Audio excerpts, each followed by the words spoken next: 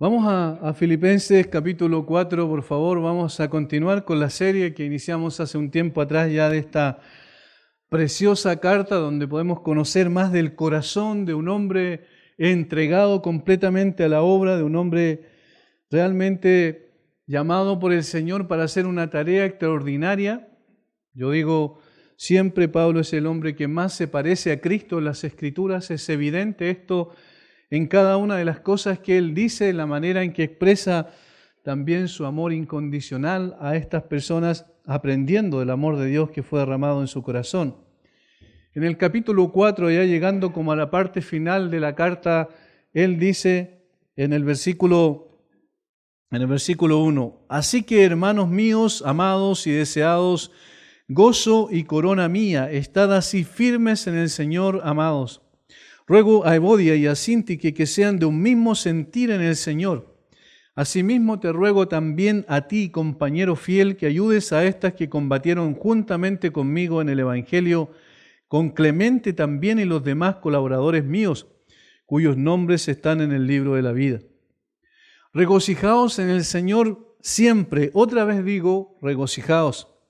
Vuestra gentileza sea conocida de todos los hombres. El Señor está cerca. Por nada estéis afanosos y no sean conocidas vuestras peticiones delante de Dios en toda oración y ruego con acción de gracias. Y la paz de Dios, que sobrepasa todo entendimiento, guardará vuestros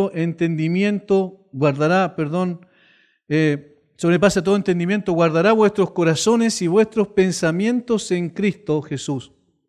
Por lo demás, hermanos, todo lo que es verdadero, todo lo honesto, todo lo justo, todo lo puro, todo lo amable, todo lo que es de buen nombre, si hay virtud alguna, si hay algo digno de alabanza, en esto pensad.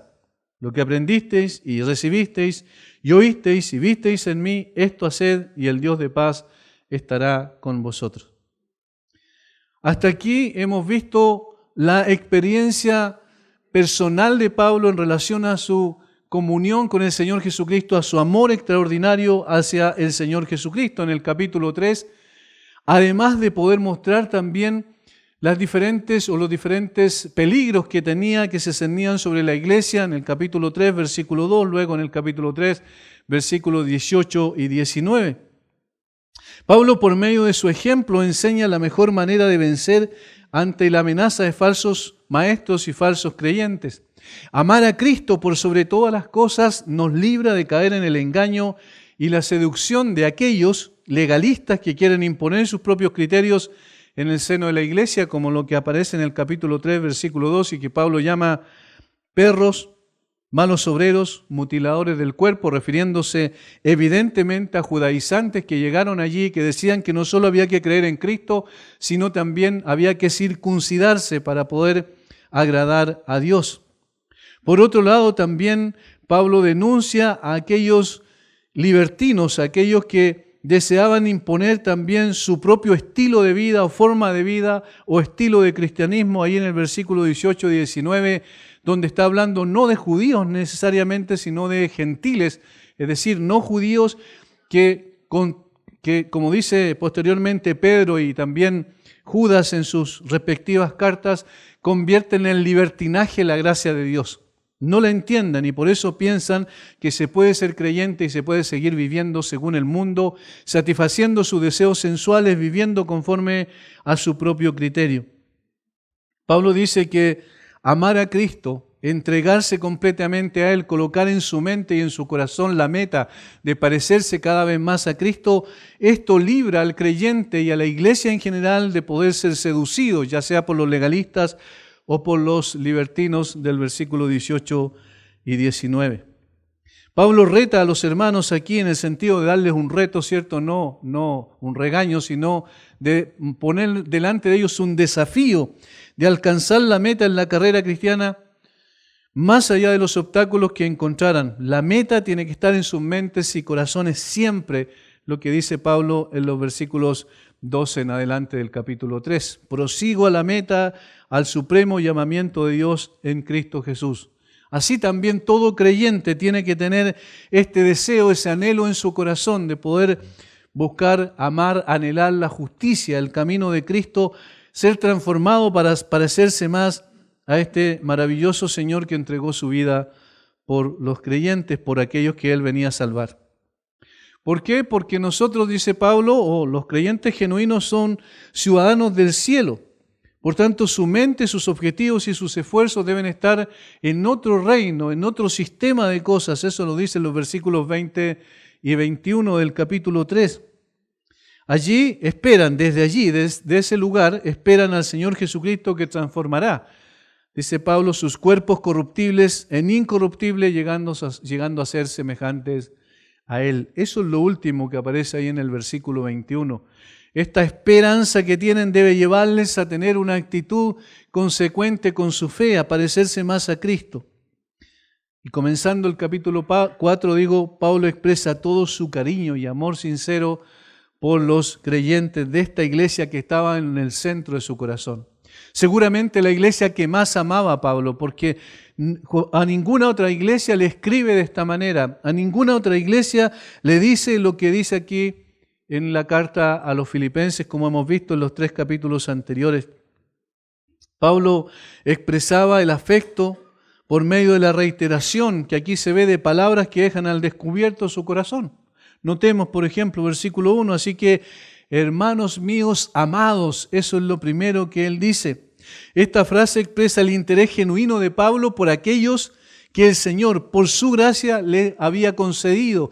Por medio de la predicación del Evangelio llegó a ese lugar cuando conversaba con las mujeres, recuerdan, al lado del río, y allí el Señor abrió el corazón de Lidia y fue la primera que el Señor transformó allí a través de la predicación de Pablo. Posteriormente tenemos la experiencia del carcelero de Filipo, que por medio de ese terremoto que hubo en la cárcel, el apóstol Pablo dijo, esto es lo que tienes que hacer, mira a Cristo, cree en Cristo y serás salvo tú y tu casa. Y entonces él se convirtió, luego Pablo entró a la casa de este hombre y toda su familia creyó en el Señor Jesucristo. De tal manera que allí tenemos también esa maravillosa expresión de Pablo, hermanos míos amados, yo realmente los amo a ustedes con un amor sincero. No eran frases para el bronce o de buena crianza, eran la expresión del corazón de un hombre sincero que anhelaba que sus hermanos estuvieran firmes en Cristo, como dice enseguida. Luego dice que ellos son su gozo y su corona, gozo y corona mía, dice Pablo. Los filipenses eran su gran satisfacción. El hecho de ser Pablo quien Dios había usado para llevar el Evangelio a estos hermanos llenaba el corazón del apóstol, ver la obra de Dios progresando por medio de su trabajo para el Señor. Esta era la gran recompensa de Pablo, este era el gran galardón. Las aflicciones y sufrimientos no podían opacar su gozo al ver la transformación de esta gente que en su tiempo fueron paganos y ahora eran creyentes genuinos que amaban al Señor Jesucristo. Habían recibido el Evangelio y habían perseverado en el Evangelio. Y Pablo les dice, ustedes son gozo y corona mía. Y esta última palabra es muy interesante. Es una expresión gráfica. Hay 2 palabras griegas para corona y tienen trasfondos diferentes. Una es diadema. Esa es una de las palabras griegas que se traduce corona y quiere decir la corona real, la corona de un rey. Pero Pablo aquí no está hablando de esa corona. Él sabía que hay un solo rey, de reyes y señor de señores, que es Jesucristo. Por eso cuando le dice corona mía, Pablo está utilizando otra palabra. Y la palabra griega que utiliza aquí es Stéfanos, que tenía otro trasfondo.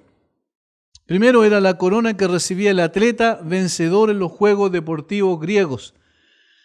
Se hacía de hojas de olivo silvestre, entretejidas con perejil verde y hojas de laurel. Y esta era la que le colocaban a aquellos que ganaban las Olimpiadas, por ejemplo, que se hacían ya en ese tiempo en Atenas, o los Juegos Ídmicos en Corinto, que también era una competencia atlética y donde las personas que eran ganadores les colocaban esa corona en sus cabezas como señal de honor, de victoria, como una señal de reconocimiento a su esfuerzo, a su trabajo, a su sacrificio. El apóstol Pablo está usando esta segunda. Era esta también la corona que adornaban los invitados a un banquete, en alguna gran ocasión, en alguna gran fiesta. Es como si Pablo dijera que sus amigos filipenses eran la corona de todos sus esfuerzos, eran la recompensa que él tenía. Es como si él dijera que en el banquete final de Dios serían su corona festiva. Allí estaba Pablo llegando, mirando hacia el final, al momento en que se estuviera delante del Señor Jesucristo, y podría decir de sus hermanos filipenses: Señor, gracias porque me concediste a cada uno de ellos, porque me permitiste llevar el Evangelio y que ellos pudiesen llegar al conocimiento de Cristo. Y ahora pueden disfrutar conmigo aquí de este tiempo eterno contigo en la gloria. No hay gozo en el mundo comparable al de traer un alma al Señor Jesucristo, no por la capacidad de Pablo, sino por la obra de gracia de Dios, que lo usa como su instrumento para llevar a estas personas al conocimiento de la verdad. Esta es la satisfacción mayor de un siervo del Señor, no el reconocimiento, no el aplauso, no la aceptación de las personas, sino ver vidas transformadas por el Evangelio. Seguramente nos vamos a encontrar con sorpresa cuando estemos allá en el cielo con el Señor y vamos a ver que personas anónimas en esta tierra que no eran conocidas por mucho, en realidad tienen la satisfacción de ver un grupo de almas que el Señor salvó por medio de su predicación. Podemos quizás ver como en la gloria hay personas que nunca nadie conoció aquí en esta tierra, que no tenían redes sociales, que no tenían tampoco canales de YouTube para transmitir sus predicaciones, sin embargo, que fueron fieles al Señor predicando y enseñando la verdad, que no se apartaron del texto bíblico, que enseñaron lo que Dios había transmitido por medio de su revelación, y estas personas también van a tener ese galardón que el apóstol Pablo está diciendo aquí, la corona, que es el premio, vamos a decirlo así, que el Señor le da a sus siervos fieles. Ver a hombres y mujeres viviendo para Cristo, esa es la gran satisfacción. Ver la transformación de personas que antes caminaban quizás como bebés espirituales, que no se podían afirmar bien, que tropezaban de un momento a otro, sin embargo verlos después firmes en el camino, con convicciones profundas en su corazón. Eso es la pasión más grande de un siervo de Dios. Eso es lo que estaba diciendo Pablo. Conocía a cada uno de ellos por nombre, a los filipenses. Y entonces se alegraba mucho de que esas personas fueran de Cristo, porque eso significaba que su trabajo no había sido en vano. Este es el verdadero galardón de un siervo de Cristo. Por eso Pablo se gozaba por ellos y con ellos. Ahora, una vez más, expresa su amor y satisfacción. Les manifiesta también su preocupación. Es notable que Pablo en el versículo 1, después de todos estas formas expresivas de cariño, de amor sincero a ellos, tenían también una advertencia que hacer, y que era una exhortación, pero al mismo tiempo era una exhortación porque se cernían sobre la iglesia peligros evidentes. Así que, hermanos míos, amados y deseados, gozo y corona mía, estad así firmes en el Señor. Estad así firmes en el Señor. Existen aquí 3 exhortaciones en los versículos 1 al 4 que el apóstol Pablo va a dar a esta iglesia, cada una de las cuales tiene como centralidad en el Señor. Versículo 4, estad así firmes en el Señor amado. Versículo 1, dije 4, versículo 1, estad así firmes en el Señor amado. Versículo 2, ruego a Evodia y a Síntique que sean de un mismo sentir en el Señor. Versículo 4, regocijaos en el Señor siempre. En 4 versículos hay 3 expresiones de lo que Pablo quiere decir a esta iglesia. En el Señor, en el Señor, en el Señor. Lo que le está diciendo que estas exhortaciones son imposibles de cumplir fuera de Cristo.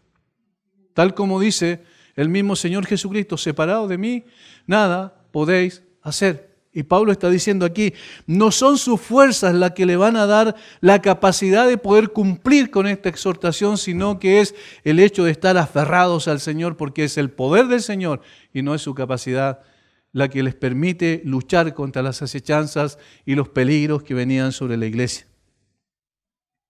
Estos 3 mandamientos les vamos a llamar llamados que el apóstol Pablo hace a la iglesia, imperativos porque tienen que ver con algo que ya se veía anteriormente, empieza Pablo a decir ya en el capítulo 2 que ellos deben procurar la unidad, de que ellos no deben pensar orgullosamente en sí mismos, sino que deben buscar la unidad.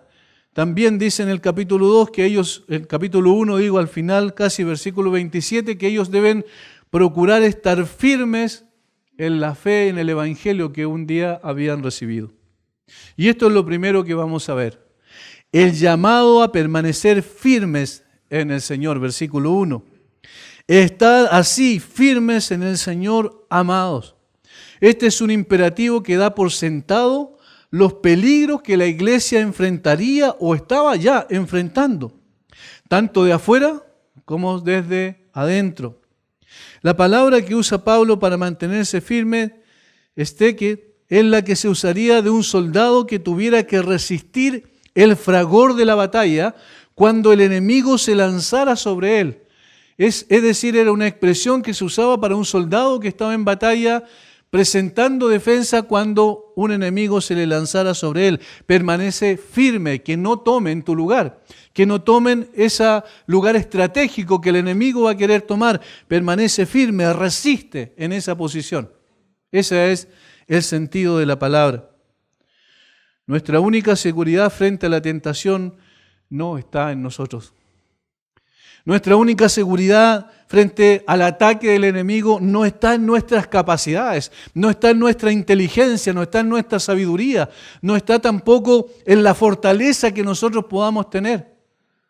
No está en nosotros, está más allá de nosotros. No está ni siquiera en esta tierra, no podemos encontrar la fuerza aquí para enfrentar al enemigo. Está más allá de esta tierra, está en el Señor Jesucristo. Es sentir su presencia a nuestro alrededor y en nosotros. La iglesia y el cristiano solo pueden mantenerse firmes cuando están firmemente arraigados en el Señor Jesucristo. Siempre la iglesia estará enfrentando la amenaza de enemigos externos.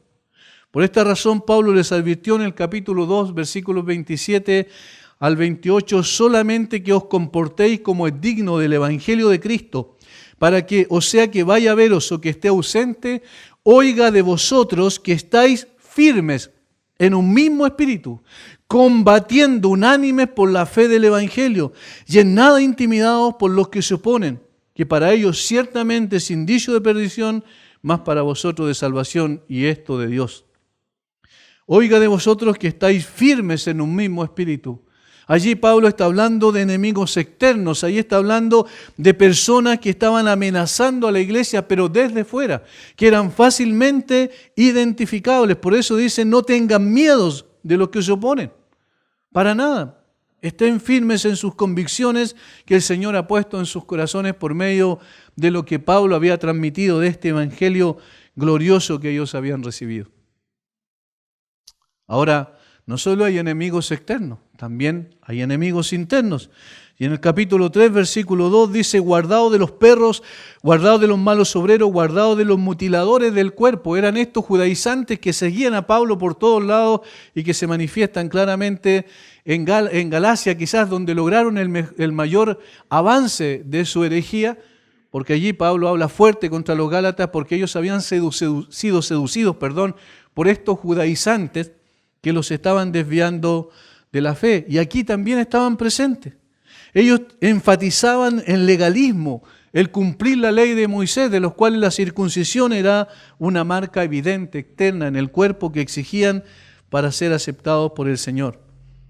Pero también estaban aquellos, como dije al principio, que buscaban la libertad en Cristo y que trataban de convencer a medio mundo que en realidad el cristianismo era vivir de acuerdo a sus propias pautas, satisfaciendo sus propios deseos sensuales, cuyo Dios es el vientre, cuya gloria es su vergüenza, que solo piensan en lo terrenal. Este tipo de personas que estaban tratando de seducir a los creyentes dentro de la iglesia para desviarlos de la verdad.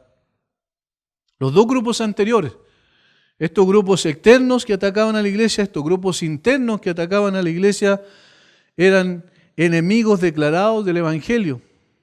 Y por otro lado, estaban también los falsos maestros que estaban en la iglesia con apariencia de piedad, a los cuales se refiere en el capítulo 3. ante todos ellos, ¿qué debía hacer la iglesia? Debían permanecer firmes. En este capítulo, en el capítulo 4, versículo 2, había otra amenaza más, también interna, y que aparece en el versículo 2. Ruego a Evodia y a Síntique que sean de un mismo sentir en el Señor. Habían disensiones, habían diferencias que amenazaban con destruir la unidad y la armonía de la iglesia. Una iglesia no puede funcionar, no puede avanzar cuando hay desarmonía, cuando hay división, cuando hay facciones dentro de la iglesia, como lo que había ocurrido en Corinto. La iglesia de Filipo, a pesar de ser una buena iglesia en términos doctrinales, sin embargo, tenía un peligro allí en medio de ella que podía producir una división en la iglesia. Este llamado, el llamado a estar firme, no es nuevo en estas cartas del apóstol Pablo. En muchas ocasiones ya había advertido a los creyentes al respecto. Por ejemplo, dice ya en Hechos capítulo 14, versículo 22, a los creyentes que recién habían conocido al Señor, es necesario que a través de muchas tribulaciones entremos en el reino de Dios. A los Corintios, Pablo escribió: así que, hermanos míos, amados, estad firmes y constantes, creciendo en la obra del Señor siempre, sabiendo que vuestro trabajo en el Señor no es en vano. 1 Corintios 15, 58. Y luego dijo: velad, estar firmes en la fe, portaos varonilmente y esforzados, en 1 Corintios 16, 13. Él exhortó también a los Gálatas: estad pues firmes en la libertad con que Cristo nos hizo libres, y no estéis otra vez sujetos al yugo de esclavitud. Gálatas 5:1. En un pasaje sobre la guerra espiritual, Pablo les manda tres veces a los creyentes a permanecer firmes, en Efesios 6, 11, 13 y 14. A los colosenses también les escribe: porque aunque estoy ausente en el cuerpo, no obstante en espíritu estoy con vosotros, gozándome y mirando vuestro buen orden y la firmeza de vuestra fe en Cristo. Colosenses 2:5. Vuestro buen orden y la firmeza de vuestra fe en Cristo. Como podemos apreciar, este era un tema recurrente en las cartas del apóstol Pablo. ¿Por qué? Porque todas las iglesias, desde el mismo momento en que fueron fundadas, corrían el peligro de ser atacados externamente por los enemigos del Evangelio y de ser divididas internamente por falsos creyentes que había dentro de la iglesia, o por buenos creyentes, como es el caso del capítulo 4, versículo 2, pero que tenían una disensión grande entre ellos y que podían dividir fácilmente la iglesia. Por eso el llamado es pertinente también en el día de hoy, hermanos, porque la iglesia está constituida por personas que todavía estamos en un proceso de santificación. Estamos en un proceso de cambio y de transformación. Todavía, muchas veces, como dice el apóstol Pablo, ¿quién me librará de este cuerpo de muerte? En nuestros miembros todavía hay residuos del pecado. De tal manera que necesitamos cuidarnos mucho, y esta exhortación también es para nosotros, para la iglesia en general y para cada creyente en particular. Yo estoy seguro, absolutamente seguro, que no es la ideología de género ni todos estos movimientos ideológicos en contra de Dios y en contra de sus principios lo que va a producir más problemas en la iglesia, ¿no? Los problemas mayores de la iglesia están dentro de la iglesia. No son los enemigos externos, porque son fácilmente, es cierto que podemos detectar fácilmente al enemigo externo. ¿Quién va a pensar que la ideología de género, un verdadero creyente que cree en la Escritura, es algo bueno? Sabemos que es algo malo. Pero lo que pasa dentro de la iglesia, eso es mucho más difícil de detectar. Eso es mucho más complejo, y por eso necesitamos estar firmes para con los de afuera que atacan la iglesia, pero necesitamos estar firmes con los de dentro de la iglesia que pueden producir divisiones que perjudican a la iglesia. Por eso este llamado es imperioso para cada uno de nosotros. ¿Cómo podemos estar firmes en el Señor? Conociendo más, profundizando en el Señor, entendiendo quién es Él, dependiendo de su poder y no de nuestras capacidades tan pequeñas e insignificantes que están en nosotros. Como podemos apreciar, estar firmes es un mandato constante por la realidad de los enemigos que amenazan en forma permanente a la iglesia. Pablo se preocupaba tanto por la estabilidad espiritual de las iglesias que estaban bajo su cuidado, que escribió a los tesalonicenses: porque ahora vivimos si vosotros estáis firmes en el Señor. 1 Tesalonicenses 3:8. Y así que, hermanos, estar firmes y retener la doctrina que habéis aprendido, sea por palabra o por carta nuestra, le dice a los tesalonicenses en su segunda carta, capítulo 2, versículo 15. Pero esta firmeza, otra vez, solo es posible en Cristo. Es en sus fuerzas, es en su poder, es en su gracia, es en su sabiduría, es en su guía y dirección. Y solo en el poder de su Espíritu que estamos en condiciones de permanecer firmes. No está en nosotros. Los ataques, tanto internos como externos, vamos a poder resistirlos en la medida en que nuestras convicciones, nuestras raíces estén profundamente arraigadas en la persona y en la obra del Señor Jesucristo. Por eso el Evangelio sigue siendo el centro, la esencia de la iglesia. Por eso necesitamos otra vez ir a la cruz una y otra vez, todos los días de nuestra vida, para poder arraigar nuestras convicciones en esa obra preciosa de Cristo. Es en su poder que podemos enfrentar a los enemigos. Ahora, los enemigos muchas veces podemos ser nosotros mismos. Como el apóstol dice, entre ustedes mismos, le dice a los pastores ahí en Mileto, a los pastores de Éfeso, cuando se despedía de ellos, de entre ustedes mismos se levantarán algunos que arrastrarán tras sí, a las ovejas, al rebaño que Cristo ganó con su propia sangre.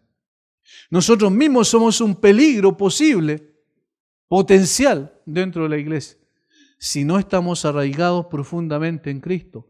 Si no entendemos que aquí el que tiene que ser exaltado, el que tiene que ser reconocido, el que tiene que ser glorificado es Cristo y no nosotros.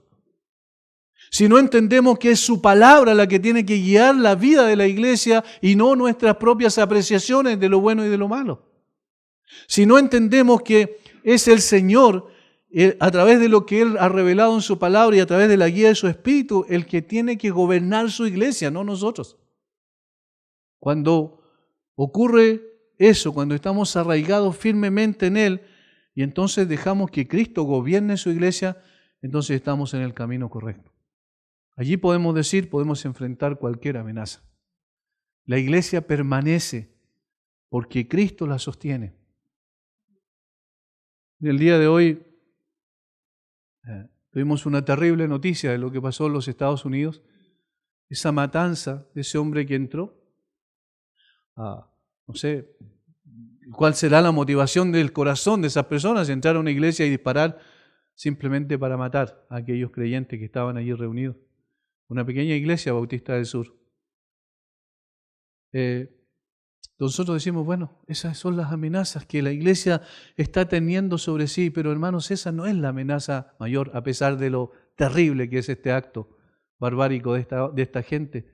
La verdadera amenaza es que nosotros podemos desviarnos del camino, que nosotros mismos podemos desviarnos de Cristo y podemos perder el rumbo, porque eso es potencialmente posible. El que cree estar firme, mire que no caiga. Por eso, nuestro interés por Cristo, por permanecer en Él, debe ser lo que nos sostiene y sostiene a la iglesia también. En segundo lugar, el llamado a permanecer unidos en el Señor. Versículo 2. Ya el Pablo lo había hecho esto, pero ahora da un ejemplo de algo que estaba ocurriendo. Ruego a Evodia y a Síntique que sean de un mismo sentir en el Señor. La palabra sentir es la misma que utiliza en el versículo 15 del capítulo 3. Si otra cosa sentís, versículo 16, sintamos una misma cosa. Es la misma y se refiere a pensar. ¿Qué es lo que está implicando? Que había un problema. Que había un problema complejo. En este capítulo Pablo descubre un problema que se estaba generando en la iglesia por causa de un conflicto entre dos creyentes que habían contribuido al crecimiento de la iglesia de Filipos. Fíjense en el capítulo 3. Miren las características de estas mujeres. Pablo reconoce su trabajo en el Señor. Asimismo te ruego también a ti, compañero fiel, que ayudes a estas que combatieron juntamente conmigo en el Evangelio. Eran personas que efectivamente habían entendido el Evangelio, que sabían que ser creyente significaba servir al Señor, y lo habían hecho juntamente con Pablo. Eran mujeres realmente consagradas, dedicadas al Señor, Pero, otra vez, como dijimos anteriormente, hay un peligro potencial en cada uno de nosotros siempre. Estas mujeres, Evodia y Síntique, aparentemente no tenían un conflicto no menor. No era algo sencillo. No era una diferencia de opiniones meramente. Es que una pensaba una cosa y la otra pensaba otra cosa totalmente distinta, radicalmente opuestas la una con la otra, y estaban produciendo un quiebre importante, o podían producir un quiebre importante dentro de la iglesia. ¿Por qué sabemos que no era un conflicto menor? Porque Pablo ruega 2 veces a ellas y a los líderes de la iglesia que por favor tomen cartas en el asunto. Versículo 2. Ruego a Evodia y a Síntique que sean de un mismo sentir en el Señor. Tratemos de ponernos en ese lugar. Va Epafrodito con la carta a la iglesia de Filipo, abre la carta y comienza a leer, llega a este capítulo 4 y le dice, ruego a Evodia y a Síntique que sean de un mismo sentir en el Señor, y ellas están sentadas ahí, escuchando la carta. Y ellas tenían en su corazón un desacuerdo muy importante. Y como eran personas que habían servido juntamente con Pablo, tenían cierta influencia dentro de la iglesia. Eso se deduce por lo que habían hecho para el Señor. Y por eso Pablo le dice, yo ruego, por favor, hermanas, pónganse de acuerdo. Piensen en el mismo sentir, que tengan el mismo sentir que hubo también en Cristo Jesús. ¿Recuerdan que ya había dicho eso el apóstol Pablo? No piensen egoístamente, no piensen en sus propios deseos, no piensen en su propia posición que tienen dentro de la iglesia, piensen en que el Señor Jesucristo debe ser honrado y solo va a ser honrado en la medida en que mantengan ustedes la unidad. Había claramente un problema. Pablo entonces en el versículo 3 dice, asimismo te ruego también a ti, compañero fiel. Aquí los teólogos se quiebran la cabeza para pensar a quién se está dirigiendo. ¿Quién es a quien Pablo está diciendo que en realidad intervenga también en esa situación para tratar de arreglar el problema que habían entre estas 2 hermanas en la iglesia? Asimismo te ruego también a ti, compañero fiel, que ayudes a estas que combatieron juntamente conmigo en el Evangelio. No se sabe. No podemos solamente podemos especular. Algunos teólogos dicen que se refiere a Epafrodito, que llevaba la carta y que era obviamente uno de las personas que Pablo confiaba plenamente que podían hacer un trabajo adecuado. Recuerdan en el capítulo 2 ya habla de Epafrodito en este sentido.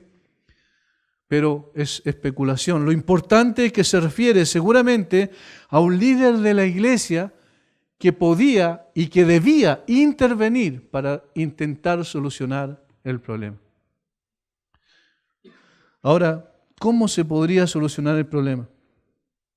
Pablo dice que sean de un mismo sentir en el Señor. Miren, es interesante lo que está diciendo Pablo. No les pido que sean de un mismo sentir en ustedes mismas, les pido que sean de un mismo sentir en el Señor. Ahí está la solución. Es decir, dejen de mirarse a sí mismas, dejen de tratar de imponer sus propios criterios. No sabemos a qué se refería la discusión que habían ahí, la diferencia que tenían, pero le está diciendo, hay una forma de lograr la unidad y esa unidad es en el Señor. Y hermanos, en la medida en que nosotros saquemos nuestro egoísmo tan grande que tenemos, no sé si les pasa, pero a veces a uno se le caen las lágrimas cuando ve cuán egoísta es. Queremos imponer nuestro criterio. Donde sea que vayamos, queremos imponer nuestro criterio. Eso está en el ADN del ser humano.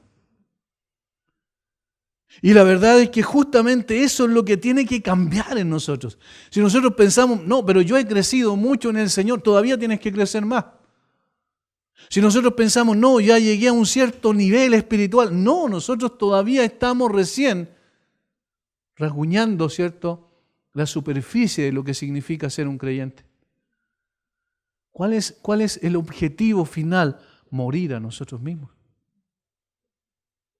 Una vez alguien dijo, de una forma muy, muy interesante, él dijo, ¿por qué te ofende?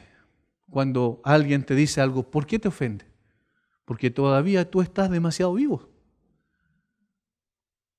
Si ¿Cuándo vas a llegar a no ofenderte? Cuando te digan cualquier cosa y te va a dar lo mismo porque ya está muerto. Si uno le habla a un muerto y tiene un cuerpo ahí, le habla y lo ofende, le dice cualquier cosa, no va a haber ninguna reacción. Entonces el sentido, metafóricamente hablando, es ¿cuándo vas a dejar de ofenderte por algo que te dicen cuando ya mueras, en realidad, a tu ego, a tu orgullo?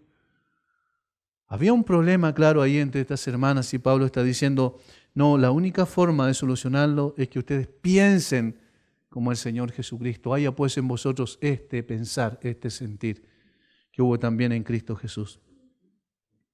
Por esa razón la preocupación de Pablo era real, porque había un conflicto importante. Él sabía que este conflicto podía traer consecuencias muy negativas para la unidad de la iglesia. Siempre cuando hay conflicto entre dos personas en la iglesia, esto afecta a toda la comunidad de creyentes. Decimos, no pasa nada, si hay algo entre ellos. No, porque la comunión de la iglesia, la armonía de la iglesia se pierde. Cuando hay varios instrumentos y uno de ellos o dos de ellos no tocan la misma nota, se pierde la armonía. De la misma manera también en una comunidad creyente.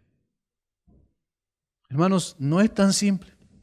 Muchas veces sucede que estas personas que están en conflicto buscan aliados para su causa y no están dispuestas a ceder por el bien mayor que es la unidad de la iglesia. Y entonces cuentan su historia de una manera y el otro la cuenta de otra manera y entonces empiezan a conseguir aliados de uno y otro lado y empiezan a producir divisiones mayores en la iglesia. Por esta razón, algo pequeño puede transformarse fácilmente en un peligro real de división. Pablo sabía eso. Una iglesia puede sostener una sana doctrina. Sin embargo, si no existe unidad en el seno mismo de la iglesia, pues esta iglesia está en peligro de sucumbir. Es notorio que Pablo estaba preocupado por síntomas de discordia entre los creyentes en Filipo. Ya en el capítulo 2, versículo 2 lo da a entender, completad mi gozo sintiendo lo mismo, teniendo el mismo amor, unánimes, sintiendo una misma cosa, pensando una misma cosa. ¿Por qué dice eso? Porque obviamente ya se percibía algo no estaba andando bien. El hecho de que el gozo de Pablo no era completo señala que había algún desacuerdo en la congregación. Otro indicio de discordia entre los filipenses es la exhortación del apóstol Pablo: haced todo sin murmuraciones y contiendas, es porque había murmuración. En el capítulo 2, versículo 14, haced todo sin murmuraciones y contiendas. Ese es otro síntoma, algo no está funcionando bien. Y ahora, en este momento, Pablo dice, este es el problema. No lo esconde, es necesario colocarlo sobre la mesa, es necesario tratarlo, es necesario que podamos solucionar este problema antes que se transforme en un problema mayor. Pablo escribió a los Corintios: os ruego pues, hermanos, por el nombre de nuestro Señor Jesucristo, que habléis todos una misma cosa, que no haya entre vosotros divisiones, sino que estéis perfectamente unidos en una misma mente y en un mismo parecer. 1 Corintios 1:10. Pedro también exhortó a sus lectores diciendo: sed todo de un mismo sentir, compasivos, amándoos fraternalmente, misericordiosos, amigables. 1 de Pedro 3:8. Es decir, en todas las iglesias está el peligro de que se produzca una división. William Barclay dice: es significativo que cuando había una pelea en Filipo, Pablo movilizara todos los recursos de la iglesia para remediarla. Creía que no había esfuerzo demasiado grande para mantener la paz en la iglesia. ¿Por qué? Porque evidentemente una iglesia en la que hay peleas no es una iglesia. Porque le ha cerrado las puertas a Cristo. No se puede estar en paz con Dios y en guerra con los hermanos al mismo tiempo. No se puede estar en paz con Dios y en guerra con los hermanos al mismo tiempo.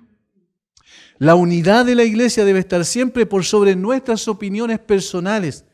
Es la iglesia de Cristo, no la nuestra. Está en juego su honor, no el nuestro. Por ello debemos procurar la unidad a toda costa. Cada uno de los creyentes de la iglesia debe contribuir siempre a la unidad y nunca a la división.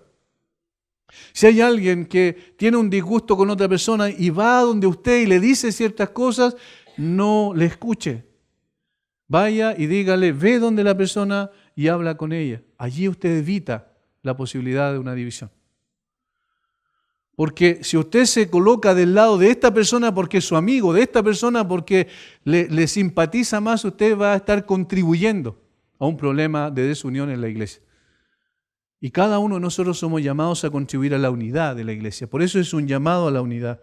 Había un problema evidente y el apóstol Pablo dice, es necesario que ellas se pongan de acuerdo, es necesario que intervenga el liderazgo de la iglesia para solucionar el problema y es necesario que también los demás colaboradores míos, dice al final del versículo 3, cuyos nombres están en el libro de la vida, puedan igualmente intervenir, porque necesitamos procurar la unidad de la iglesia. En tercer lugar, versículo 4 es un llamado a regocijarse en el Señor. Regocijaos en el Señor siempre, otra vez digo, regocijaos. Miren cómo el apóstol Pablo alienta a sus hermanos también a través de esta exhortación.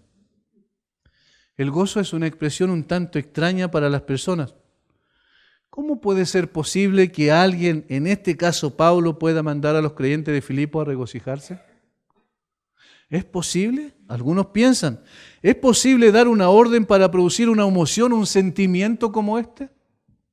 ¿Por qué? Porque todos interpretamos el gozo como un estado de ánimo. Todos interpretamos el gozo como algo que tiene que ver con sentimientos y emociones producidos por algo externo. Y por eso pensamos así. Si fuera así, es imposible dar una orden a alguien para que experimentara el gozo, porque eso nadie lo puede hacer. Nadie lo puede provocar artificialmente. Pero aquí no está hablando del gozo en ese sentido. Ese es un significado equivocado del gozo.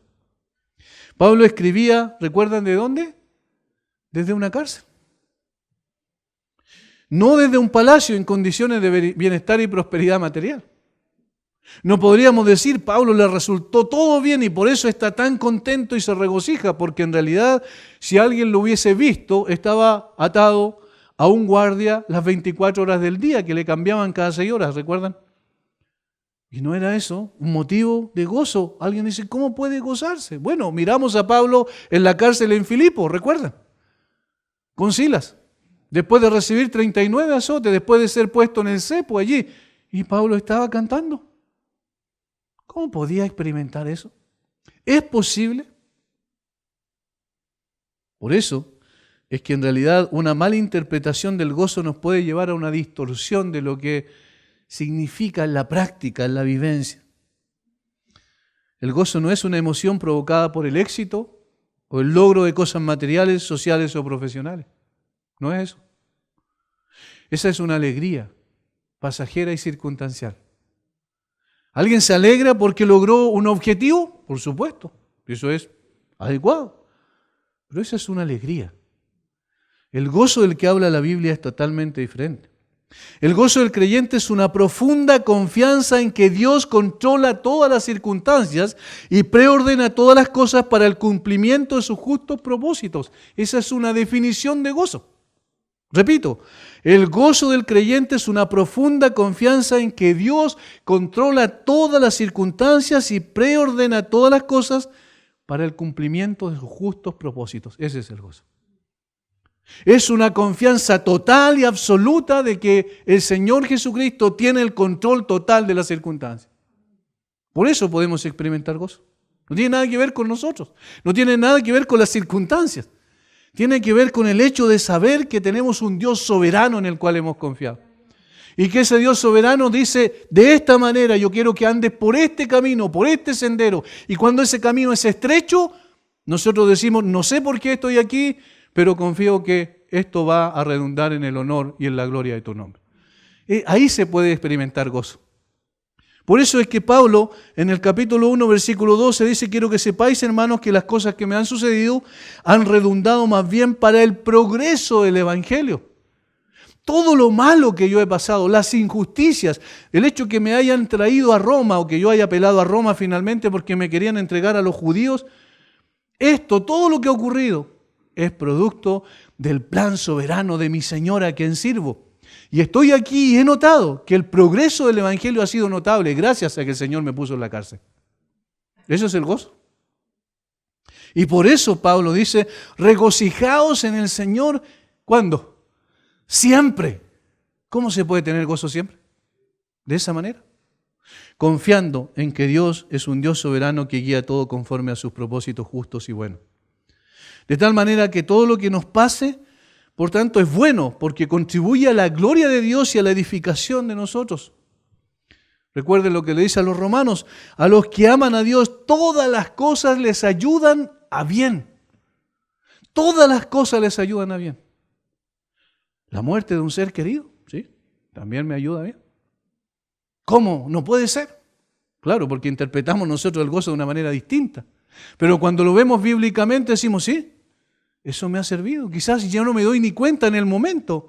Y sufrimos, nadie está diciendo que hay que negar el sufrimiento, sino que aún en el sufrimiento puede haber gozo, porque Dios tiene el control de todas las cosas.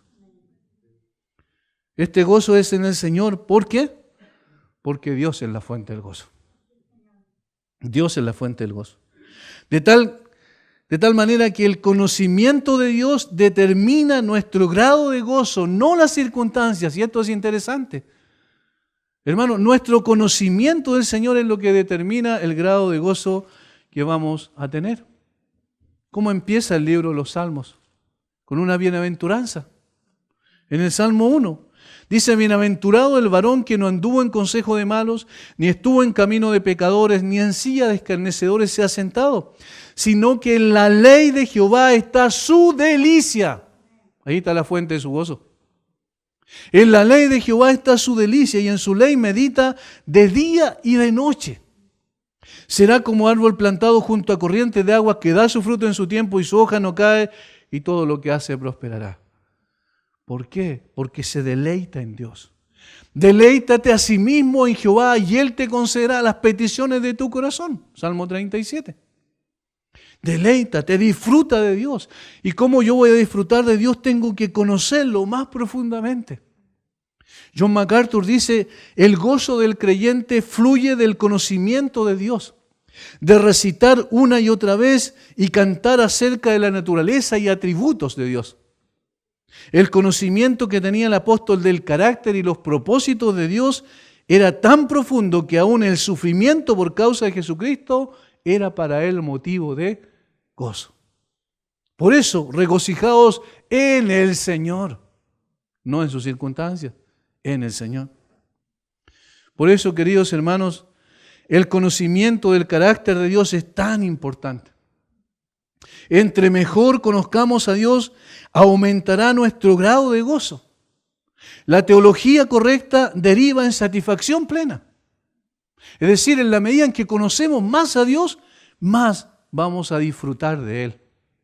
Porque nos damos cuenta que es un Dios mucho más grande de lo que nosotros pensamos.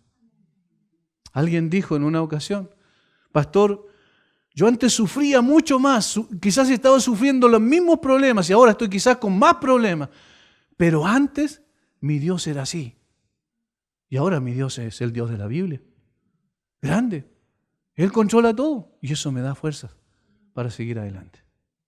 ¿Entienden la diferencia? Están en las mismas dificultades, quizás con más dificultades que antes, pero ahora puedes disfrutar de su relación con Dios.